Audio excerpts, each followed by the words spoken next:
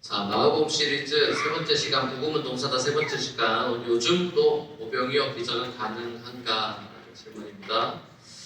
자, 오늘 우리가 살펴볼 이 말씀은 유명한 오병이어 사건, 물고기 2마리, 보리떡 5개로 남자만 5,000명을 먹이신 예수의 유명한 사건입니다. 자, 이 오병이어의 기적이 사복음서에 여러 기적들이 나와 있는데, 이 오병이어가 마태, 마가, 누가에 다 나오는 유일한 기적입니다. 씨 뿌리는 비유도 우리가 그랬다고 봤었죠. 비유 중에는 씨 뿌리는 자의 비유가 다 나온 유일한 거고, 이 기적 중에는 이 오병이어가 유일합니다. 그만큼 마태, 마가, 누가, 요한이 이게 의미 있다고 봤던 거고요. 중요하다고 생각한 거겠죠. 자, 그 4명의 복음서 기자들이 각각의 관점이 다 다르기 때문에 이 오병이어에 대한 관점도 기록도 약간씩 다른 걸 봅니다. 마태랑 마가는 예수님이 메시아로서 특별히 이 양을 불쌍히 여기는 그런 그 목자로서의 그 어떤 정체성, 그리고 목자로서의 그 양들을 바라보는 어떤 긍휼, 이런 것들을 더 강조하는 걸 봅니다. 그리고 이제 특별히 마가 같은 경우는 이제 한 걸음 더 나아가서 이 제자들을 가리켜서 오늘 본문 우리가 읽었던 30절 처음에 보면 제자라고 하지 않고 사도라고 의도적으로 쓰고 있죠. 그러니까 사도라는 건 어퍼스톨로스, 세상으로 보냄받은 사람이라는 소리인데, 세상으로 보냄받은 사도가 어떻게 세상을 섬겨야 되는지에 대한 그 섬김에 대한 메시지도 들어 있습니다. 또 누가 같은 경우는 누가복음 전체 주제가 잃어버린 자를 찾아 오신 인자의 그 인자, 선언맨의 관점에서 제자들이 감당해야 될 사명, 그 제자도라는 관점에서 또 쓰고 있고요. 요한복음 같은 경우는 오병이어 사건 다음에 바로 예수님의 설교, 긴 설교가 나옵니다. 그 유명한 설교 가운데 I'm the bread of life, 내가 생명의 빵이다 라고 말씀하시는 그거에 오병이어 빵과 연결해서 본인이 빵이라고 얘기하는 설교로 연결돼서 이 오병이어 사건이 일종의 시청각 자료 효과를 불러일으키는 그 장면을 요한복음에서는 봅니다. 자, 오늘 저는 여러분들과 함께 이렇게 너무나 잘 알려지는 이 오병이어 기적 사건을 통해서 3가지를 생각해 보려고 해요.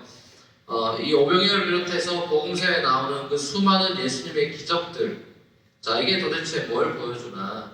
이 기적의 어떤 목적, 그리고 의미, 이거에 대해서 첫 번째는 생각해 보고, 자, 두 번째는 마가가 강조하고 있는 이 오병이어를 통한 섬김의 관점에서 이 패시지를 한번 이해해 보고요. 마지막 세 번째는 그럼 오늘날에도 이런 오병이어 같은 기적이 내 삶에도 우리 삶에도 정말 가능하냐라는 그런 질문을 던져보고 싶습니다. 자, 그러면 먼저 이제 기적에 대해서 한번 생각해 보죠. 오늘 오병이어의 배경이 되는 곳은 기적이 일어나는 배경이 되는 곳은 빈들이다 이렇게 돼 있죠. 자, 근데 이제 원어를 들어가다 보면 사실 이거는 광야입니다. 광야, 윌더니스고요. 자, 예수님과 제자들이 이제 사역을 마치고 이제 좀 사람 없는 곳에 가서 쉬어야 되겠다, 리트릿해야 되겠다 싶어가지고 이제 광야행을 선택을 했는데, 이 사람들이 어떻게 소문을 듣고 우리도 쫓아가야겠다 이러고 먼저 쫓아가면서 예수님과 제자 일행이 도착하기도 전에 이 사람들이 먼저 자리를 피고 앉아서 기다리고 있었습니다. 자, 예수님의 인기를 실감하는 장면이죠. 옛날이나 지금이나 자기 삶의 문제나 누구나 있죠. 여러분도 마찬가지로 저도 어떤 삶의 고민과 문제들이 있죠. 자, 이런 걸 우리가 다 가지고 있는데, 그러면서 살아가는데, 자, 이제 우리가 세상을 누군가 이런 우리의 목마름과 어려움들을 어떤 위대한 영웅이나 소위 말하는 스타라는 사람들이 해결해 줄 것 같은 어떤 메시아닉 피겨에 대한 로망들이 우리에게 있죠. 그러니까 이제 정치 이런 거 유세하고 선거하면 특별히 사람들이 막 열광하고 이런 것들도 저 사람이 우리 삶을 좀 좋게 해줄 것 같은 어떤 그런 군중 심리 같은 것들이 우리에게 있습니다. 자, 그래 일상생활에도 마찬가지, 꼭 정치 4년마다 대통령 뽑는 그런 것뿐만 아니라 우리 삶의 구석구석에도 그런 경향들이 있습니다. 많은 사람들이 어떤 강연회를 쫓아다니기도 하고, 크리스찬들은 부흥 집회를 쫓아다니기도 하고, 또 불자들은 증문즉답, 불법회 이런 데 쫓아다니기도 하고요. 경제 강연회, 한국 같은 경우는 또 한때 인문학 강연 이런 게 또 유행했죠. 그리고 각종 문화예술 콘서트, 자, 이런 여러 가지 분야들을 통해서 내 삶의 어떤 문제와 이 고민을 해결하고 싶어 하는 사람들에게 목말라 합니다. 자, 세상이 세속적으로 변해간다고 막 나이가 들면 나이 든 사람들은 세상 걱정 많이 하죠. 세상 말세다부터 해가지고 세상이 이렇게 참 세속적이다 이런 걱정들을 많이 하는 걸 우리가 많이 듣죠. 자, 근데 가만히 생각해 보면요, 세속적이지 않던 시절이 역사상에 없습니다. 자기 시대에 살면 항상 자기 세상은 말세라 그러고요, 세속적이다 그래요. 여러분도 아마 그런 생각을 할 겁니다, 그렇죠? 그러니까 항상 세상은 세속적인데 왜 죄가 있으니까? 그래서 세속적인데 세속적인 문화의 형태가 변형되어서 계속 나타나는 것뿐이죠, 그죠? 그게 일종의 발전이라면 발전이라고요. 그럼 문화의 형태가 바뀌는 거죠. 그래서 이제 세속적인 것들이 막 프레벌런트하고 막 세상 이상하다 싶고 정말 세속적이야 말세야 그렇게 문화가 바뀌고 막 변하면 변할수록 사람들은 어떤 걸 느낍니까? 뭔가 스피리추얼리 오히려 헝거를 느끼는, 영적으로 배고픔을 느끼게 됩니다. 세속적이면 세속적일수록 사람은 영적인 허기를 느끼죠. 자, 그렇다면 이 세큘러리즘이라고 하는 세속주의의 끝이 뭘까요? 세속의 끝판왕, 세속으로 쭉 따라가다 보면 뭐가 나올까요? 그러니까 세속을 따라가는 사람들, 이걸 따라가면 세속이라는 트레인을 딱 타면 그게 데스티네이션으로 어디로 갈 것 같습니까? 그게 이제 전 한국 가끔 나가면은 뭐 트레인 같은 거 이제 서브웨이 같은 거 타면은 뭐 띵 울리면서 구파발행입니다. 뭐 그런 거 나오는 거 있죠. 그럼 종착역을 향해서 이게 어디를 가는 거라고 해서 그 거꾸로 탄 적도 있어요, 저도. 그 반대로 가는 것도 이게 헷갈려가지고.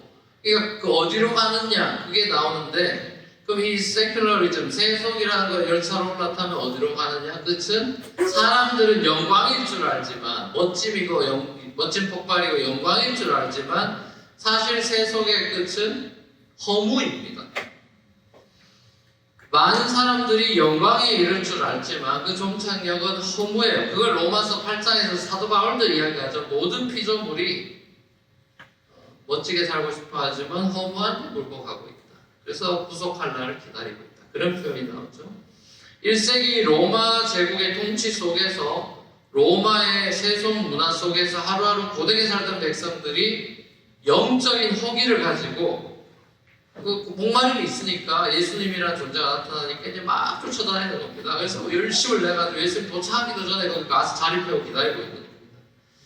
자, 예수님이 오병이어의 이 기적을 통해서 이 불쌍한 영혼들이, 이 사람들의 목자 없는 양같이 여기저기 목자 찾아 헤매는 이 사람들의 그 영적인 배고픔과 허기를 피지컬리도 채워주시고 실제적으로도 채워주시는 장면인데, 자, 그러면서 예수님이 하나님 나라의 풍성함과 하나님의 영광을 이 오병이어를 통해서 보여줬다고 저는 생각합니다. 자, 이런 의미에서 예수님께서 이 땅에 오셔가지고 보여주신 그 수많은 기적들은 이미 온 세상에 가득하게 차 있는 하나님의 그 놀라운 영광을 하도 사람들이 무시하고 사니까 눈앞에서 보여준 겁니다. 미라클을 통해 하나님의 영광이 온 세상에 가득하다는 것을 바로 앞에서 보여줍니다. 그게 오늘 이 기적에 대한 첫 번째 포인트입니다. 예수님의 기적이라고 하는 것은 온 세상에 이미 가득한 하나님의 영광을 더 사람들이 가까이에서 주목하게 하는 사건이 예수님의 기적.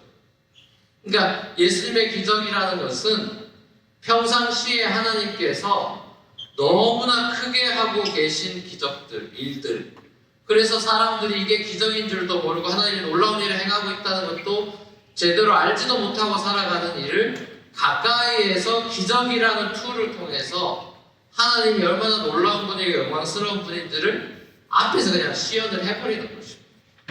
보세요, 여러분. 매일같이 태양이 한치의 오차도 없이 암흑이 없이 낮과 밤이 항상 24시간 속에서 낮과 밤이 계속 바뀌면서 세상이 돌아갑니다. 아침마다 해가 떠오르는 것이 기적이죠. 그 어김없이 지금 뜨는 게 기적이죠. 하나님이 하시는 놀라운 크고 놀라운 일이죠. 우주를 돌리는 일이죠. 그렇죠? 그냥 하나의 동그란 작은 태양이 뜨는 게 아니라 우주를 돌려버리는 게 태양이 뜨는 사건이죠. 곡식이 자라도록 비가 수천 년 동안 멈추질 않습니다. 기적이죠.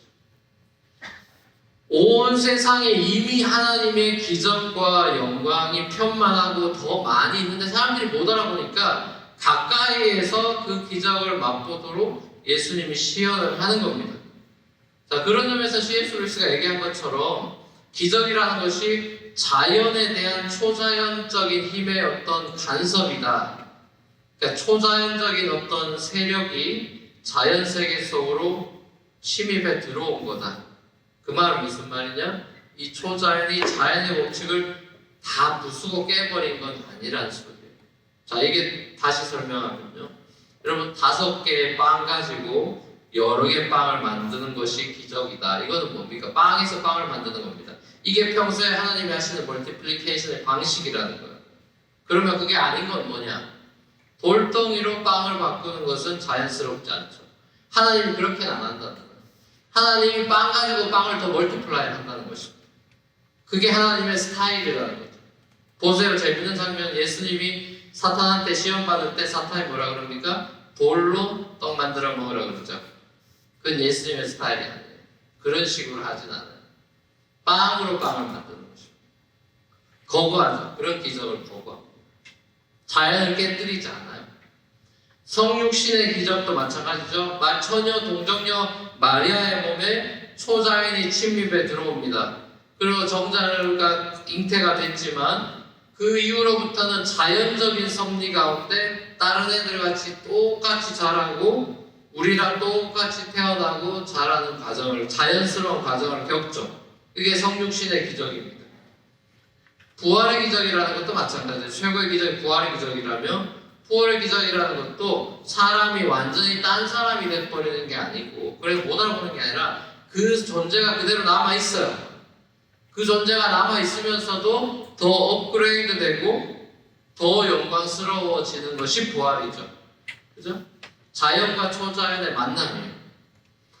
자, 그러니까 이런 점에서 하나님께서 일으키시는 모든 기적이라고 하는 것은 슈퍼내추럴, 이 초자연적인 그 간섭으로 자연스럽게 이루어지게 되는, 가만 놔두면 자연스럽게 이루어질 일을 시간과 과정을 단축시켜버린 게 기적이에요. 원래는 그렇게 될 수 있는 건데 바짝 압축시켜가지고 빨리 감기를 해버리는 겁니다.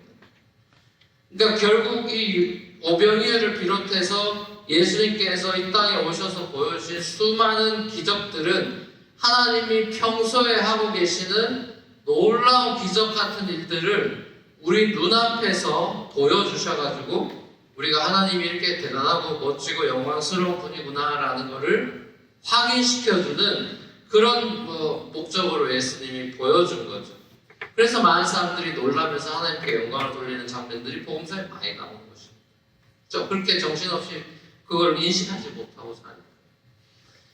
자, 두 번째로 보면 이 오병이어의 기적을 마가의 섬김이라는, 그 마가복음 전체 주제인 섬김이라는 관점에서 살펴보면, 자, 진짜 섬김이라고 하는, 진정한 우리가 섬긴다, 서비스라고 할 때 진정한 서비스 섬김이라는 것은 예수님의 긍휼의 마음으로 섬기는 것이어야 한다.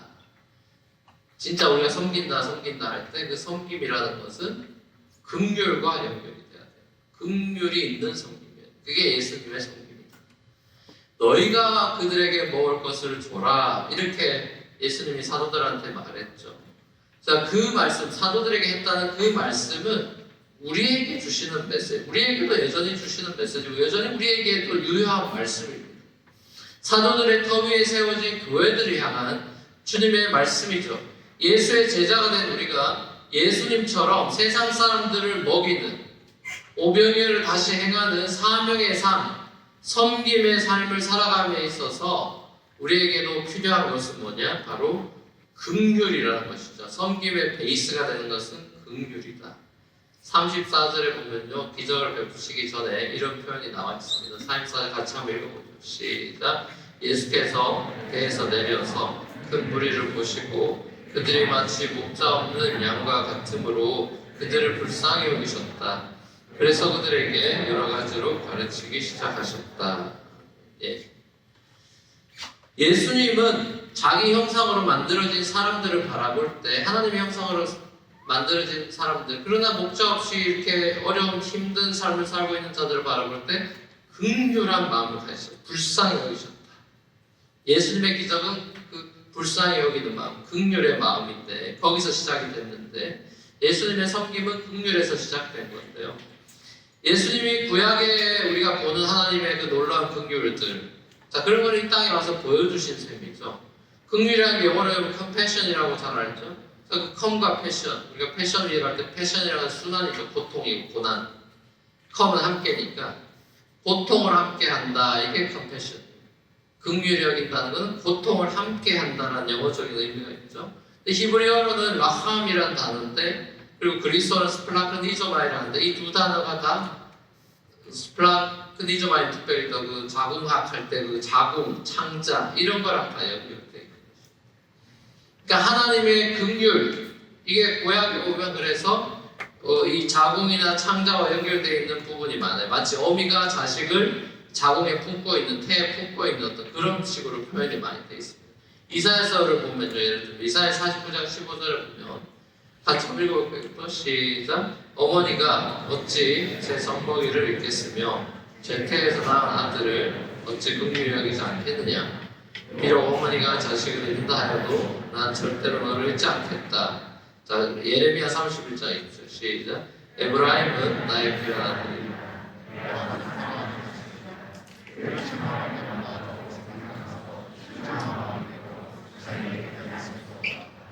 나는 죄를 받는다. 네, 아멘. 그럼 하나님께서 이스라엘을 바라볼 때 부모가 자식 바라보는 그 마음. 여러분 아직 때 청년이라서 아직 그 마음이 뭔지 잘 못 느끼실 수도 있을지 모르겠지만은, 저도 우리 세 딸들을 바라볼 때 이 불쌍히 여기는 마음, 뭐 공부하느라 힘들고 이래 힘들고 저래 힘들고 하는 것들을 보면 참 내가 저랬나, 내가 옛날엔 저랬나 싶기도 하고, 소위 말해 요즘에는 너무 불쌍하다, 너무 힘들겠다, 이런 생각이 들 때가 많이 있거든요. 그러니까 하나님이 우리를 바라볼 때도 이 죄악된 힘든 세상 속에서 참 너희가 고생이 많다, 힘들겠다 라고 생각하시는 하나님의 우리를 향한 짠한 마음이 있어요. 그게 이제 마치 더 우리가 느끼는 것보다 하나님은 더 훨씬 더 많은 사람이 고생하고 있으니까, 저야 제 자식 셋이 고생하는 것도 마음이 아프지만 하나님 입장에서는 뭐 한두 사람이 아니니까요. 그러니까 그런 사람들을 바라볼 때 마음이 아프고, 마치 창자가 끊어지는 아픔, 그런 것들이 이제 결국 그 마음, 원어 속에 들어있는 건데, 그 긍휼의 마음, 창자가 끊어지는 그 마음을 예수님이 느끼셨다. 불쌍히 여기셨다. 그리고 그 이제 기적이 이제 거기서부터 나오는 거예요. 우리말에도 애 끓는 마음, 애 끓는 슬픔, 이런 할 때 애가 창자라는 의미죠. 그러니까 이게 가장 깊은, 인간의 가장 깊은 것에 대한 얘기를 할 때 창자가 나오는, 신기한 거죠. 내장이 나와요. 그 창자에서부터 느낌이 온다, 이런 표현을 했습니다. 로빈슨이라는 분이 하나님의 긍휼에 대해서 이런 말을 했어요. 긍휼은 다른 사람을 그들과 공감하면서 바라보는 거다. 긍휼은 다른 사람에게 그냥 맹목적으로 집중하는 게 아니라 그들과 일부러 더불어 느끼려고 하고, 그들의 입장과 관점에서 인생을 바라볼 수 있는 힘이다, 이런 말을 했어요. 공감하고도 많이 연결되는 부분이죠. 성경이 말하는 컴패션이라는 거는 그래서 그냥 안 됐다라고 이야기하는 심퍼티로서의 어떤 동정이나 연민이 아니라 엠퍼티로서 감정이입이 되고 그 사람과 동일시되는 거를 컴패션이라고 그러죠. 함께 고통을 나누는 것이죠. 결국 예수님의 성육신이라고 하는 사건이 이 긍휼의 example인 것입니다. 위대한 증명이죠. 예수 그리스도께서 하나님이신데 하나님이 문자적으로 우리 피부 속으로 들어오셨고, 우리의 눈으로 사물을 바라보셨고, 우리의 머리로 생각하셨고, 우리의 심장으로 사물을 느끼셨죠. 그러니까 성육신은 죄와 고통으로 얼룩진 세상을 자기와 완전히 동일시하신 하나님의 긍휼이라는 게 뭔지를 예수 그리스도의 성육신으로 보여준 게 바로 이 성육신 사건이에요. 하나님의 긍휼의 절정이죠. 예수님께서 사람의 모습으로 이 땅에 오셔서 긍휼, 이 긍휼이 사는 삶을 몸으로 실천해 보이셨죠. 가난한 자들과 함께 했고요. 불쌍한 사람들, 죄인, 세리, 창녀 그들과 함께 하면서 그들의 아픔을 함께 공유했고요. 피부로 느꼈고요. 정죄하지 않았고요. 감사줬고요. 마음으로 함께 합니다. 그들의 관점에서 보기 시작합니다. 그래서 너무 그들과 잘 어울리고 너무 자비로우셔서 사람들이 손가락질하면서 저 사람은 죄인들의 친구라고 서기관과 바리새인들의 눈밖에 날 정도로 긍휼이 풍성했습니다. 서기관과 바리새인들은 예수님의 긍휼을 이해하지 못했어요. 왜요? 왜 그랬을까요? 왜 예수님이 저러냐고 손가락질했습니까? 왜요? 자기 안에는 그게 없기 때문에, 자기는 긍휼이 없기 때문에. 결국 여러분, 긍휼이라는 것은 예수님과 같은 자세로 우리가 사람을 대한다는 것이고, 예수님과 같은 생각으로 사람들을 대한다는 것이고, 예수님과 같은 감정으로 사람들을 대한다는 것이고, 예수님과 같은 행동으로 사람들을 대한다는 것입니다. 자, 그러니까 이거 긍휼이라는 건 뭐예요? 우리 본성으로 잘 안 되는 거예요. 이게 자기 중심성을 뒤집어 놓는 거예요. 내 생각을 뒤집는 거예요. 예수님이 자기 생각 뒤집고 우리 생각으로 내려오신 게 성육신이라고 그랬죠. 우리가 다시, 우리 거꾸로 가야 되는 거예요. 예수님이 우리로 내려오면 우린 예수님한테로 가야 돼요. 예수님은 우리 편에 대해서 생각한다잖아요. 우린 예수님 편으로 가서 생각해요. 설교에서 그래서 제가 자주 예수님만 얘기하는 이유가 여기 있어요. 여러분, 살면서 우린 처음부터 끝까지 내 생각만 하기 때문에 이 예배 와서라도 예수님 생각해야 돼요. 제 메시지에 적용이 많지 않습니다. 그렇죠? 예수 그리스도를 저는 드러내는 게 제 설교의 사명이라고 저는 생각합니다. 왜 예수님 사람들 예수님 생각 잘 안 하는? 자기 끝뼛속까지 자기 중심적으로 살아가니까 이거 역전시키는 게 저는 아까 우리 왕관 내어 드린다 찬양 예배는 우리의 왕관 내어 드리고 예수님이 나의 왕이라는 걸 고백하는 시간이죠. 긍휼히 여기며 산다는 건 우리 힘으로 안 돼요. 여러분 살아보십시오. 안 됩니다.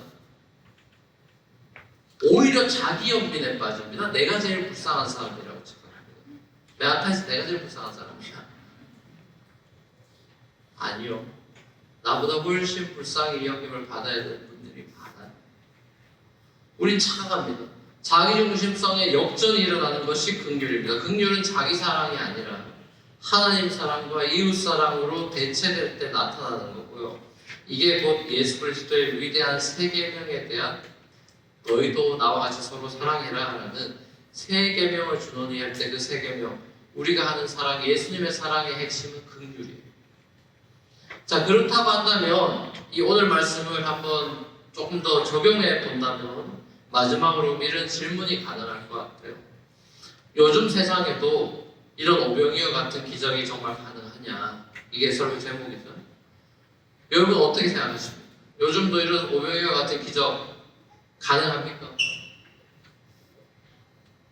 가능해요?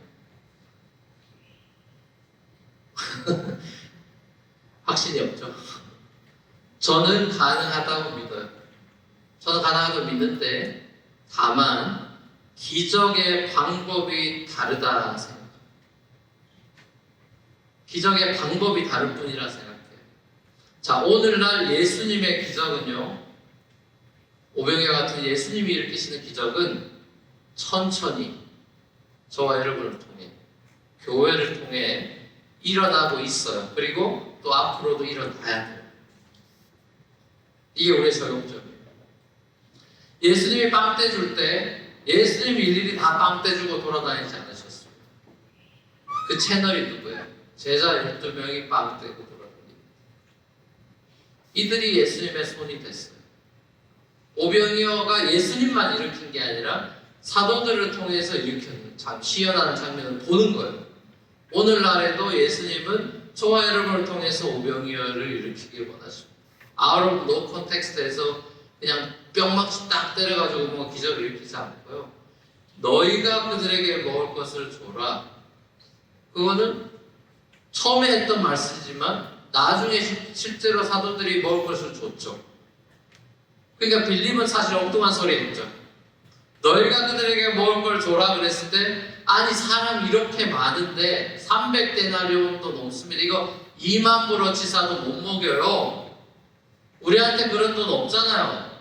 라는 빌립의 반문처럼 우리가 예수님 앞에 너희가 먹을 것 줘, 너희 뉴프런트 교회가 맨하탄 먹여 살려 라고 할 때 아유 우리 뭐 소수인 우리 저기 교회가 우리 맨하탄의 이 어마어마한 뉴요커들 앞에 우리 코리안 마이너리티가 어떻게 그런 대단한 일을 합니까? 라고 우리는 거창한 기적을 생각할 때 아무것도 할 수 없다고 생각하죠?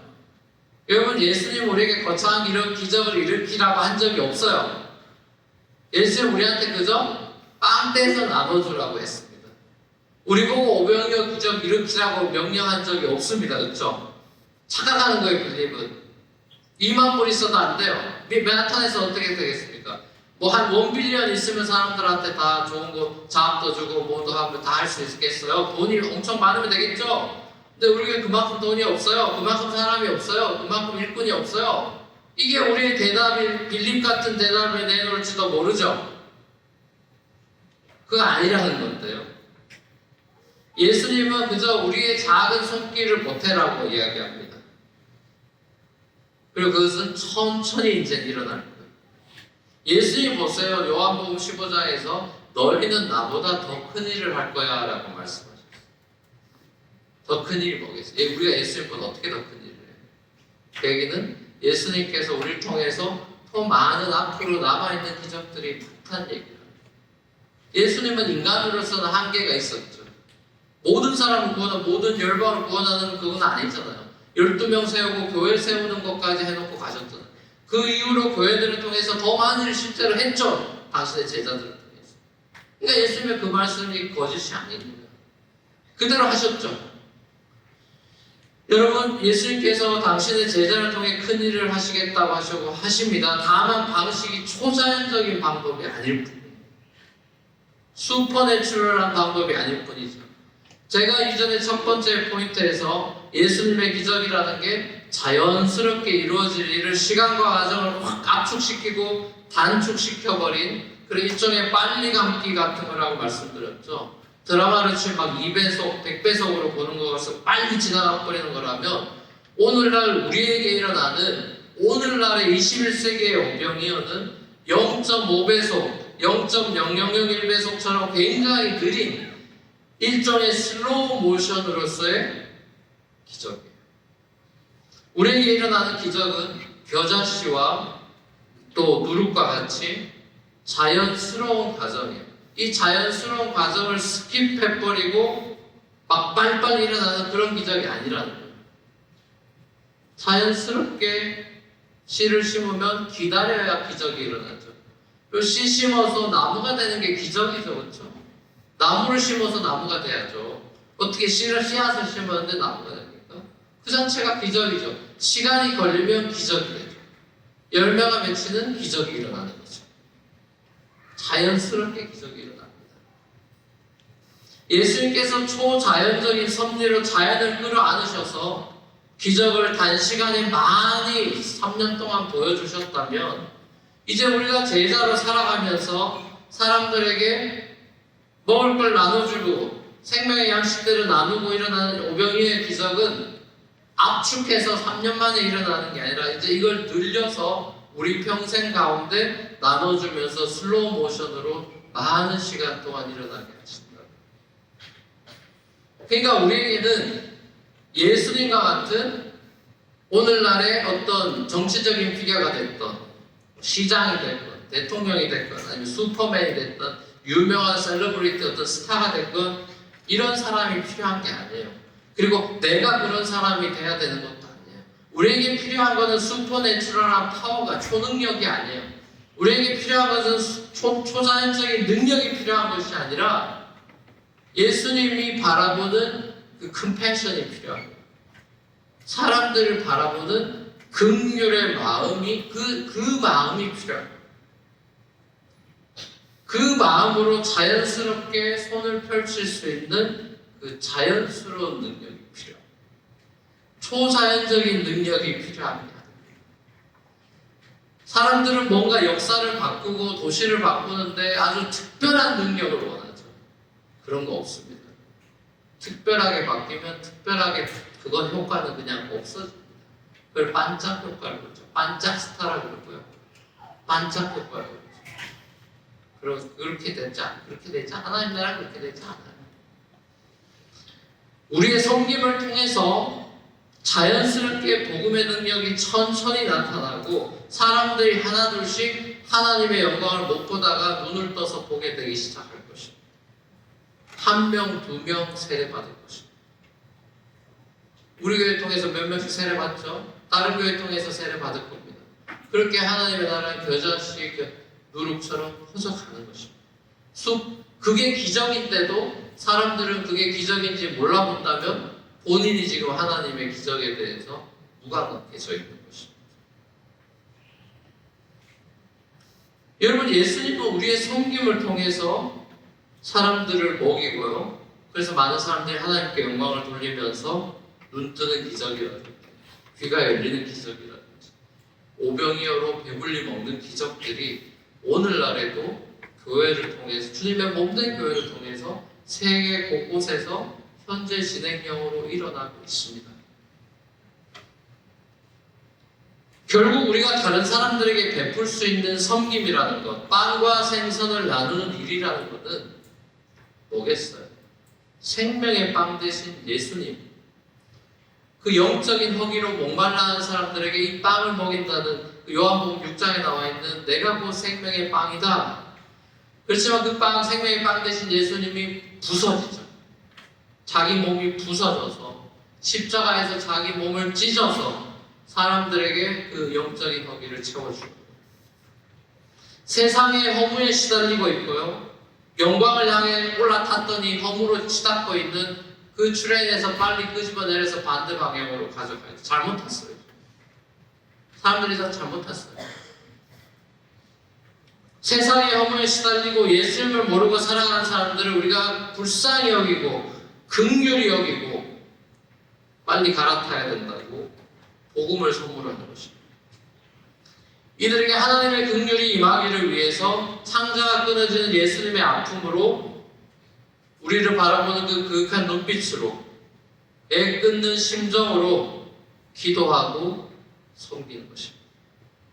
주여, 우리 아버지 불쌍히 여겨주십시오. 우리 엄마 불쌍히 여겨주십시오. 내 동생 긍휼히 여겨주십시오. 주님, 이 맨하탄 땅을 불쌍히 여겨주십시오. 이 허기에 차 있는 이 불쌍한 영혼들, 스타에 목말라하고 삶의 고민과 문제로 메시아의 쾌계를 찾아 헤매는 이 사람들 불쌍히 여기셔서 진짜 메시아 만나게 해주세요라는 기도하는 것입니다. 사랑 우리 뉴프런트 교회 젊은 여러분, 요즘 세상에 누가 기적을 믿어? 라고 혹시 여러분의 친구들이 말한다면 여러분 당당하게 대답하세요. 난 기적 믿어.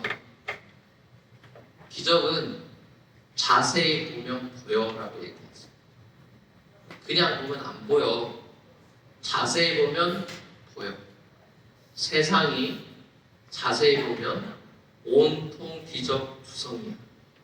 힘주어 말하십시오. 내 존재 자체가 기적이라고, 내가 살아있는 게 기적이라고, 내가 예수 믿은 게 기적이라고 말하십시오. 내가 맨하탄 땅에서 이렇게 취직해서 학교 생활하면서 이렇게 살아가는 것이 기적이라고 말하십시오. 내가 바로 오병이어의 살아있는 증거라 말하십시오. 누가 나한테 나눠준 생명의 빵 대신 예수님 만나서 내가 이렇게 새 사람 됐다고 자랑하십시오. 요즘도 오병이어의 기적은 교회를 통해서 천천히 이루어져 가고 있다고 선포하십시오. 우리 뉴프런트 교회가 영적으로 허기진 뉴요커들, 이 사람들이 예수님에 의해서 오병이어의 기적을 체험하고 하나님의 영광을 가까이에서 주목하여 보도록 하는 예수님의 그런 교회가 되기를 소망합니다. 저와 여러분이 이 기쁨 맛보면서 이 맨하탄 땅에서 신앙생활할 수 있기를 우리 주님의 이름으로 간절히 축원합니다. 같이 우리 찬양하며 기도하며 나아가십시다. 주의 나라가 임할 때라는 찬양으로 함께 고백했으면 좋겠습니다.